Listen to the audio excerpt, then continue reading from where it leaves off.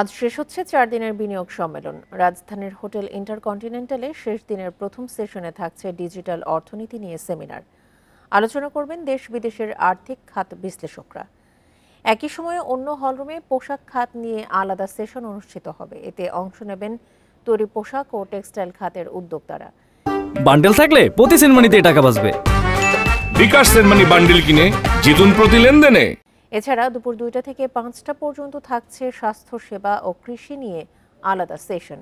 প্রতিটি সেশনেই দেশ বিদেশের বিশ্লেষকরা বিনিয়োগের নানা চ্যালেঞ্জ ও সম্ভাবনা নিয়ে আলোচনা করবেন। বিকেলে সংবাদ সম্মেলন করবেন বিডার নির্বাহী চেয়ারম্যান আশিক চৌধুরী।